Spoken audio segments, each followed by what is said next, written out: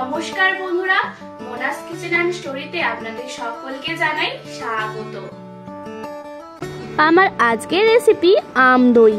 সামনেই জামাই ষষ্ঠী আসছে, তাই একদম দোকানের মতো আম দই বাড়িতেই বানিয়ে নিই। তাহলে চলুন আর দেরি না করে বানিয়ে নেওয়া যাক আম দই। সবার প্রথমে একটি কড়াইতে দুধ নিলাম। দুধটা হালকা গরম হলে কিছুটা দুধ তুলে 3 চামচ আমন্ড দুধের সাথে মিশিয়ে একটা দুধ বানিয়ে নিলাম। এরপর ওই দুধটাও কড়াইয়ে দুধের সাথে মিশিয়ে দিলাম আর দিলাম পরিমাণ মতো একটু চিনি। চিনিটা খুব বেশি দেব না, যেহেতু পরে পাকা আমের মিষ্টিটা মিশবে দুধের সাথে। এরপর মিডিয়াম ফ্লেমে দুধটা ফুটিয়ে হাফ করে নিচ্ছি। এরপর একটি মিক্সিং বলে পাকা আমের টুকরো নিয়ে তাতে ফুটিয়ে রাখা দুধের কিছুটা দিলাম। তারপর মিক্সিটা ঘুরিয়ে ম্যাঙ্গো মিল্ক বানিয়ে নিলাম।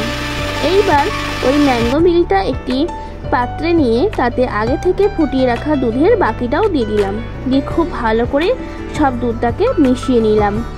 এইবার একটি মাটির হাঁড়ি চারিদিকে টক দই মাখিয়ে নিয়েছি। এরপর তাতে ওই ম্যাঙ্গো মিল্কটা দিয়ে দিলাম আর দিলাম 2 চামচ মতো টক দই। দিয়ে দুধের সাথে দইটা খুব ভালো করে মিশিয়ে দিলাম।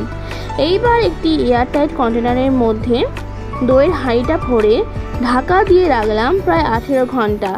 এরকম এয়ারটাইট কন্টেনারের মধ্যে দই রাখলে দইটা কিন্তু খুব ভালো বসে আর তাড়াতাড়িও বসে যায়। 18 ঘন্টা পর ঢাকা খুলে ওপর থেকে কয়েকটা পাস্তা বাদাম কুচিয়ে ফ্রিজে আরও 1 ঘন্টা রাখলাম। ব্যাস 1 ঘন্টা পর খেলেই হলো দারুণ সুস্বাদু আম দই। রান্নাটা কেমন লাগলো জানাতে ভুলবেন না, আর ভালো লাগলে লাইক আর সাবস্ক্রাইব করে চ্যানেলটা পাশে থাকার জন্য অনুরোধ রইল। এরকমই নিত্য নতুন রেসিপির আপডেট পেতে আপনারা চ্যানেলটা সাবস্ক্রাইব করে বেল আইকনটা প্রেস করে রাখবেন।